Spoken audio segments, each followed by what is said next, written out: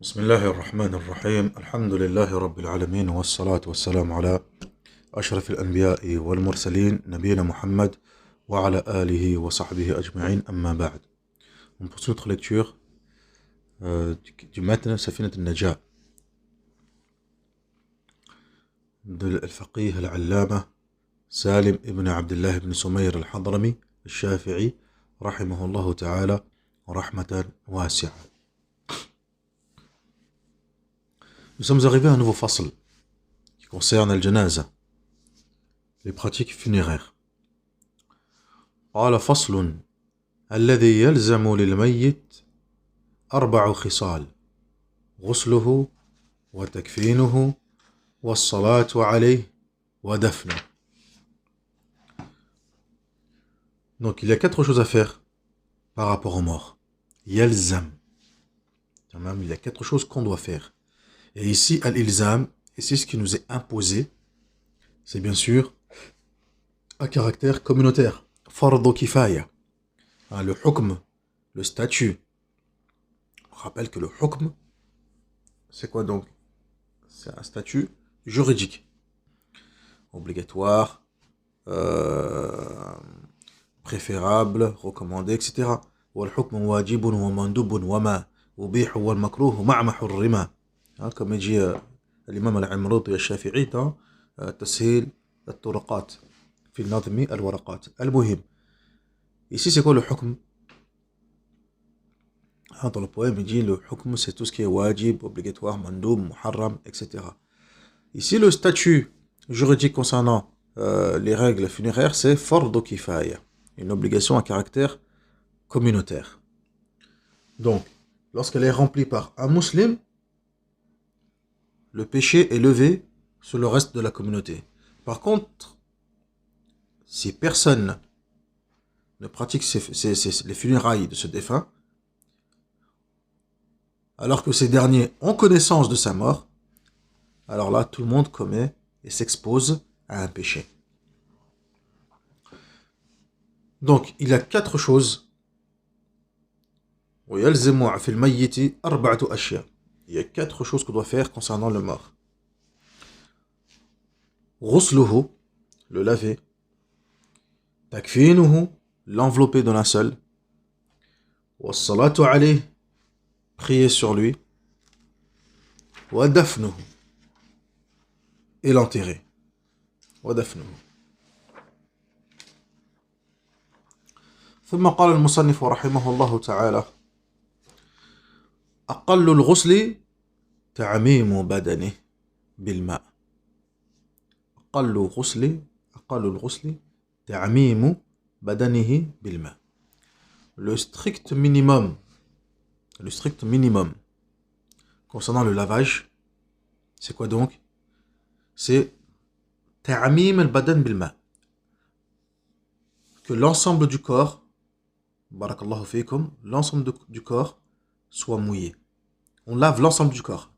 Si tout le corps est mouillé, khalas, ça c'est le minimum. طيب. هذا هو الفرض. C'est ce qui est obligatoire de faire على الأقل, pour considérer qu'on est pratiqué sur lui le ghusl. ولكن أكمله, mais ce qui est mieux, الأكمل والأفضل أن يغسل سوءتيه وأن يزيل القذر من أنفه وأن يوضئه وأن يدلك بدنه بالسدر وأن يسب الماء عليه 3. Ça, c'est ce qu'il y a de mieux à faire.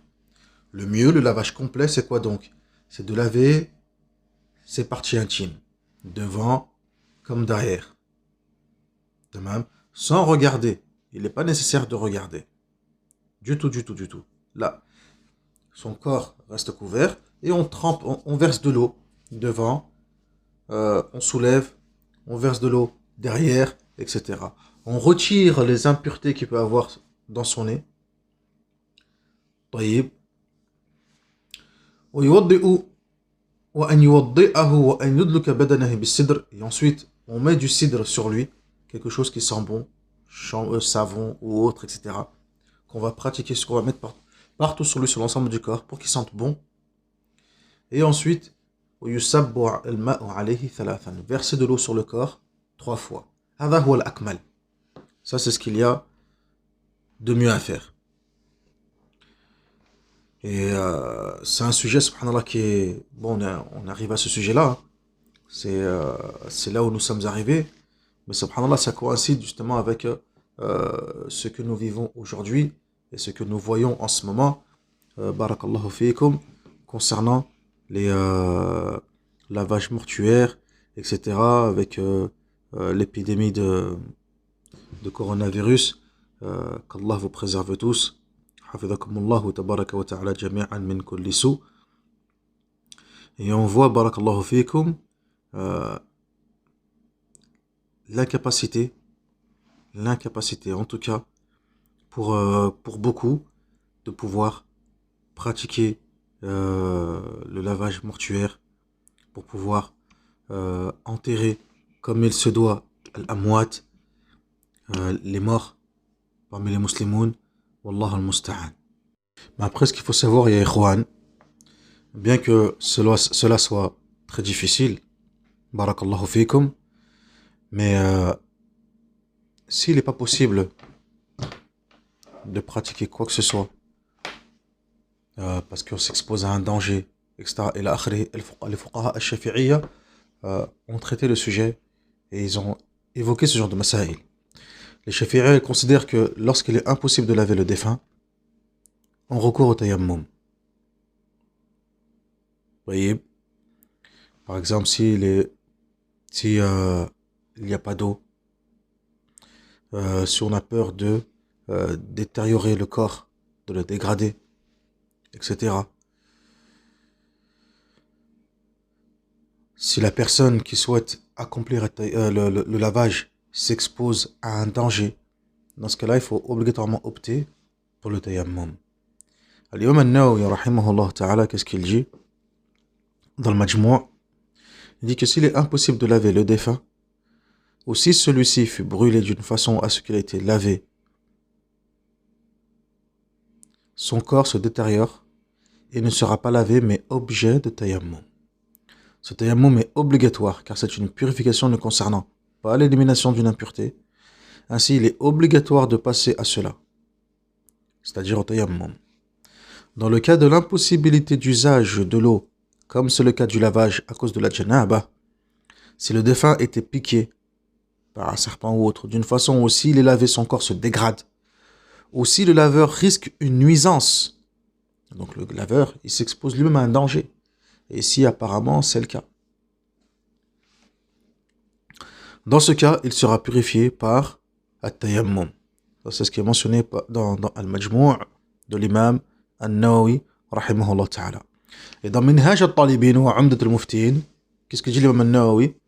Quiconque qui ne peut être lavé à cause de l'absence d'eau ou d'autres causes, comme ces brûlures ou la piqûre entraînant la détérioration du corps, ou encourant un risque envers le laveur sans que ce dernier puisse s'en préserver, sera obligatoirement l'objet de tayammum, et ce, comme un vivant. Son corps doit être préservé intact et doit être enterré dans son état. طيب, انظروا يا إخوان, هذا هو. Tamam. Donc, alhamdoulilah, ce sont des éléments, des masaïl, des sujets qui ont été traités et abordés par les fuqaha. طيب, walhamdoulillahi rabbil alamin. Certes, c'est pas évident, c'est dur, لكن alhamdoulilah, الضرورة تبيح المحظورات. Tamam, les cas de nécessité rendent licite ce qui est interdit. طيب, وهكذا. والمشقة تجلب التيسير. Et la difficulté emmène quoi donc la facilité. وهذه قواعد فقهية معروفة. Et ça, c'est des règles de jurisprudence معروفة في المذهب. المشقة تجلب التيسير. La difficulté amène quoi donc? Forcément la facilité. قال النبي صلى الله عليه وسلم في الحديث الصحيح: ما نهيتكم عنه فاجتنبوه وما أمرتكم به فأتوا منه ما استطعتم. Ce que je vous ai ordonné de faire, ce que je vous ai interdit de faire, ce que je vous ai interdit de faire, éloignez-vous-en. Ce que je vous ai ordonné de faire, faites-le selon vos capacités. فأتوا منه ما استطعتم. قال الله تبارك وتعالى واتقوا الله ما استطعتم. Craignez Allah comme vous le pouvez. طيب. Et ça, c'est le moins qu'on puisse faire. Savoir faire un tayammum, etc. Étant donné que, voilà, il y a des directives. On ne peut pas laver le défunt. مع الأسف الشديد. قدر الله ما شاء فعل. Après, il y en a qui le font malgré tout. Et soit, peut-être pas forcément par ignorance, mais ils sont attachés à vouloir le faire, etc. Et s'exposent sans doute au danger. Et ce n'est pas forcément très sage. En sachant qu'ils ne commettent pas un péché sur là. Ils ont des qawa'id, ils ont des usul, dalil, fi hada. طيب. عملوا بالشريعة. Ça vient pas de la passion. Alhamdulillah. طيب. Al-Muhim. On poursuit, Inch'Allah, tabaraka wa ta'ala. Donc, ce qu'on a vu là, donc c'est le lavage complet. Le minimum, c'est que l'ensemble du corps soit mouillé. C'est le minimum. هذا الأقل. تعميم البدن بالماء. Mais le meilleur, ce qui est complet, والأفضل, c'est laver les parties intimes, devant, derrière, enlever les impuretés qui peuvent être présentes dans le nez. Ensuite, le mettre du parfum, du savon, du cidre, pardon, savon, cidre, etc. Et là, sur l'ensemble du corps. Et enfin, verser de l'eau sur le corps 3 fois. تمام. هذا هو. Ensuite, قال المصنف رحمه الله تعالى فصل أقل الكفن ثوب يعمه. Là, il est passé un nouveau fasl qui concerne le linceul. Al-kafan. Il dit le minimum, أقل الكفن ثوب يعمه. Le minimum, au moins un linceul. Un linceul qui va envelopper l'ensemble du corps. وأكمله للرجال 3 لفائف. وأكمله للرجال 3 لفائف. يعم كل منها البدن. وللمرأة قميص وخمار وإزار ولفاتان. يعني حتى أي سادر لجميع البدن كما قاله الشرقاوي رحمه الله تعالى. طيب. Donc pour l'homme, l'afdal, le meilleur c'est quoi donc? Au moins 3 tissus. Comme ça, l'ensemble du corps est recouvert. طيب mastour, comme il se doit. Walhamdulillah. Et ويسن قال القليوبي رحمه الله تعالى قال القليوبي الشافعي رحمة الله عليه ويسن في الكفن الأبيض. يسن من السنة في الكفن, c'est quoi donc? Qu'il soit blanc. تمام. Qu'il soit blanc. والملبوس أولى من الجديد. طيب. Donc qu'il soit blanc. تمام. Et qui regroupe, qui sont de 3 tissus qui vont envelopper et couvrir l'ensemble du corps. جميل. وهكذا. ثم قال نعم والملبوس أولى من الجديد. C'est mieux de prendre quelque chose qui a été porté, والملبوس qui se porte, plutôt que quelque chose de neuf. والملبوس أولى من الجديد. وللمرأة قميص وخمار وإزار ولفاتان. Et pour la femme, on va prendre quoi donc? Un qamis. طيب. Un long qamis. Une longue robe qui va envelopper l'ensemble du corps. Un khimar, afin de couvrir sa tête. تمام. ثوب تغطي به المرأة رأسها. وإزار ما يشد على الوسط. Il y a un izar qu'on va mettre au milieu de son corps, au niveau du bassin. طيب. وهو ما يشد على الوسط ويؤتزر به فيما بين السرة والركبة وليفتان رعاية لزيادة الستر وكما فعل بابنته صلى الله عليه وسلم أم كلثوم رواه أبو داود. Et on va rajouter encore 2 tissus comme l'a fait le prophète sallallahu alayhi wa sallam pour sa fille Kulthum. Tamam. Donc je répète, un qamis, une longue robe, un izar qu'on va mettre au niveau de son bassin, 2 tissus encore, tayyib, et un khimar pour la tête. Tamam. وهكذا. ثم قال المصنف رحمه الله تعالى فصل أركان الصلاة الجنازة 7. Donc là, il a terminé donc avec cette partie-là, التكفين. تمام.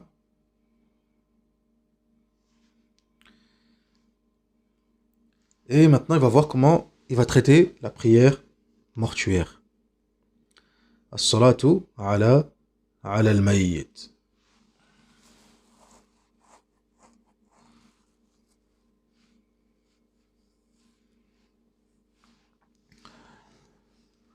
قال رحمه الله تعالى أركان صلاة الجنازة 7. الأول النية. الثاني 4 تكبيرات.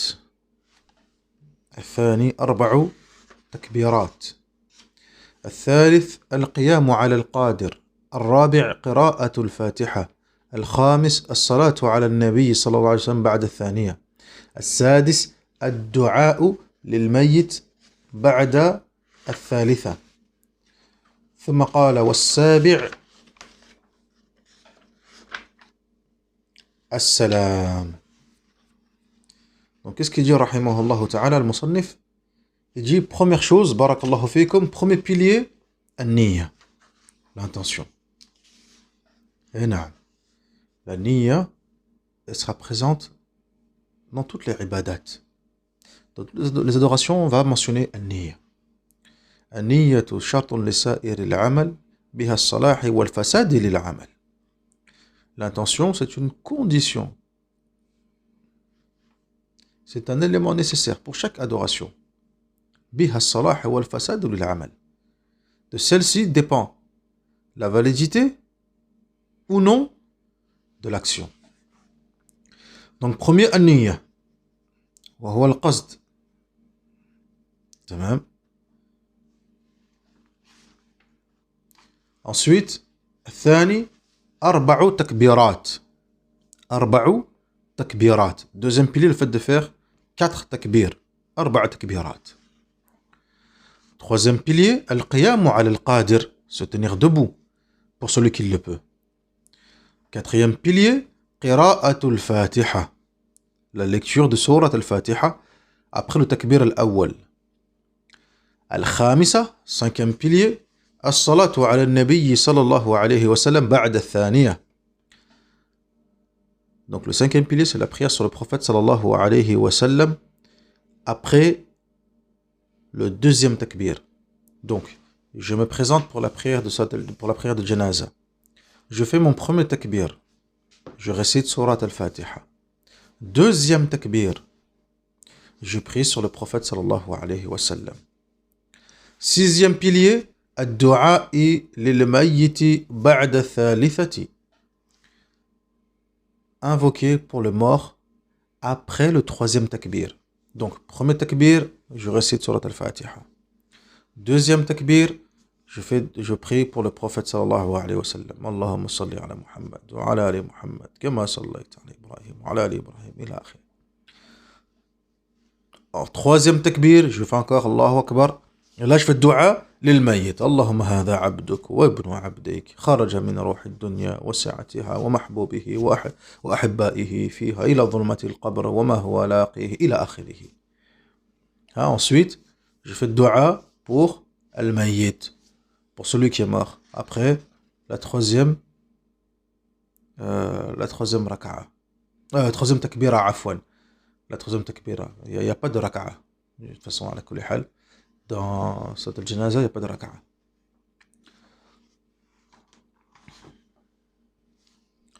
Enfin, السابع, le septième pilier, quoi donc? As-salam. As-salam. Comme dans n'importe quelle prière. طيب, as-salam. Assalamu alaikum wa rahmatullah. وهكذا.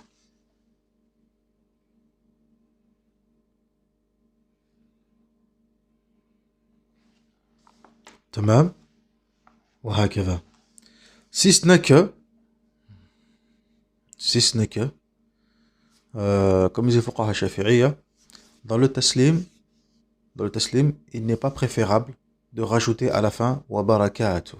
Assalamu alaikum wa rahmatullahi yakfi. Il n'est pas nécessaire de rapporter wa barakatuh. Ici, dans في هذا الموضع, à ce moment-là, في salat al-janaza, c'est pas mustahab. Cela n'est pas mustahab. Donc avec ça, il a terminé le fasl. Al-Musannif rahimahullah ta'ala. Ensuite, là, il va parler de quoi donc? De l'enterrement. Ad-dafn. قال المصنف رحمه الله تعالى فصل أقل الدفن حفرة تكتم رائحته وتحرسه من السباع وأكمله قامة وبسطة ويوضع خده على التراب ويجب توجيهه إلى القبلة. تمام. Donc, qu'est-ce qu'il nous dit ici? Al-Musannif rahimahullah ta'ala. Il dit, le minimum, al-aqal, c'est un trou, afin de quoi donc? De préserver le corps, aussi également éviter les remontées des odeurs, et aussi le préserver de quoi donc? Des charognards. Préserver le corps des charognards. Mais le mieux, c'est quoi donc? C'est de creuser un trou, qamatun wa bastatun. C'est-à-dire, on fait un trou classique, et ensuite à l'intérieur du trou on fait un second trou encore également. Tamam. Qamatun wa bastatun. Donc un tombeau large, profond, tayyib, et dans ce trou on va aussi également faire un second trou sur toute la longueur pour que le corps puisse s'y glisser et être à l'intérieur, barakallahu fikum, et mastour. Donc je fais un trou et à l'intérieur je fais encore un second trou. Donc un trou profond et large, qamatan wa basṭatan. ثم ايش؟ ويوضع خده على التراب. جميل. يوضع خده على التراب ويجب توجيهه إلى القبلة. Donc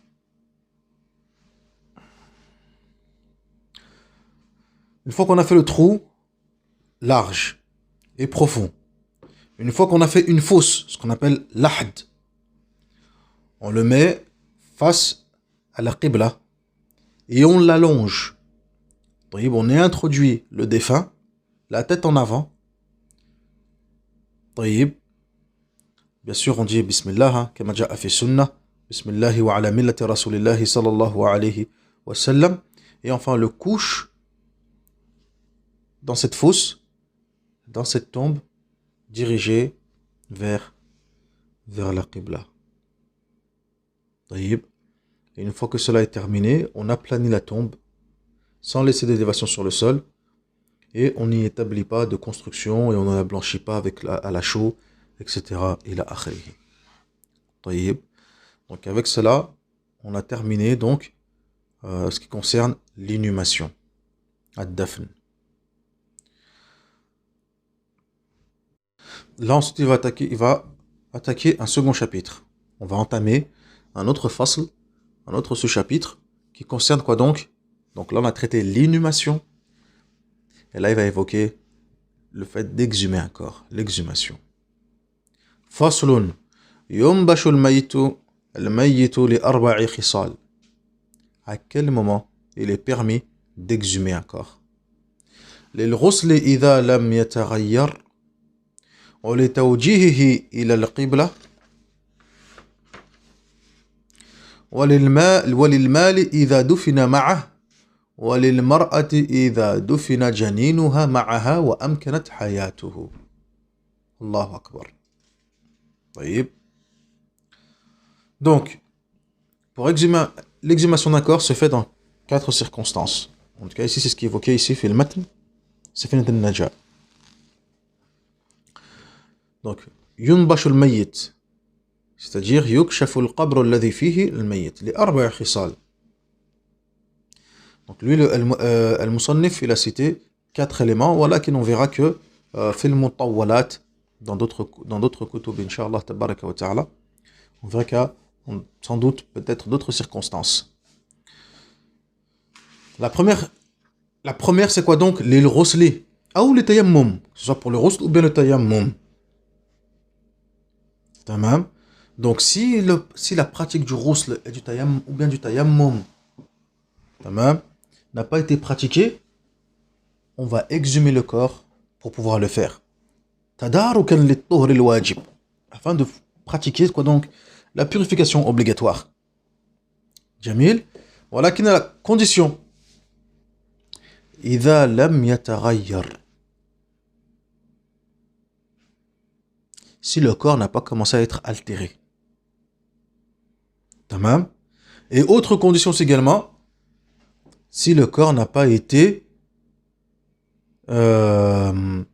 si le corps a été enterré dans un linceul. S'il n'y a pas de linceul, fala yunbash, on ne le déterre pas. Car forcément le corps il a été altéré, commence à se détériorer, wallah al-musta'an. Deuxième cause d'exhumation, لتوجيهه إلى القبلة فيجب نبشه إذا لم يتغير أيضا ليتوجه إلى القبلة. Troisième, si le défunt n'a pas été inhumé en direction de la qibla, et bien on va l'exhumer afin de pouvoir l'orienter mustaqbilan lil qibla. Tamam. Si, encore une fois, si le corps n'a pas été altéré. وهذا هو المعتمد. تمام. وهذا هو المعتمد.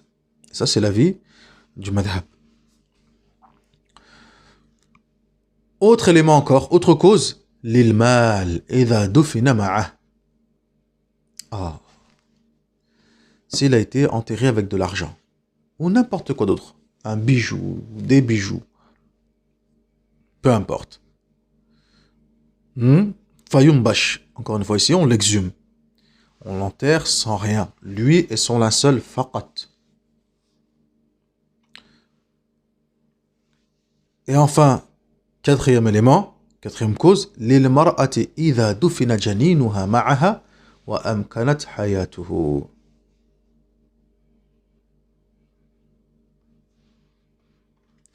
Donc, qu'est-ce qu'ils disent les fuqaha? Ils parlent de quoi donc? Du fœtus, de l'enfant qui est dans le ventre de sa mère. La mère, elle est décédée, mais cette dernière, elle est enceinte. Et elle est enterrée et le bébé est à l'intérieur. Taïb. Ils disent les ulama, si le bébé est à l'intérieur, on va exhumer le corps pour sortir le bébé. Si le bébé amkanat hayatuhu, si le bébé il peut être en vie, par exemple il a 7 mois de grossesse, 8 mois de grossesse, etc. On va yajibu shaqqu jawfiha. Yajibu shaqqu jawfiha. On se doit de quoi donc? Eh bien, d'ouvrir le cadavre, le défunt, pour sortir l'enfant. Tamam? Jaïd. Donc avec ça, on a terminé, barakallahu fikum, ce qui concerne donc les règles funéraires du lavage à l'inhumation et à la salah. طيب ونكتفي بهذا المقدار إن شاء الله تبارك وتعالى. Après on va في الدرس القادم on va attaquer un un nouveau فصل بإذن الله عز وجل. والحمد لله رب العالمين، وصلى اللهم على نبينا محمد وعلى آله وصحبه أجمعين. سبحانك اللهم وبحمدك، أشهد أن لا إله إلا أنت، أستغفرك وأتوب إليك. ونسأل الله الكريم رب العرش العظيم أن يرزقنا وإياكم العلم النافع والعمل الصالح والدعوة إليه والصبر على الأذى فيه، والحمد لله رب العالمين.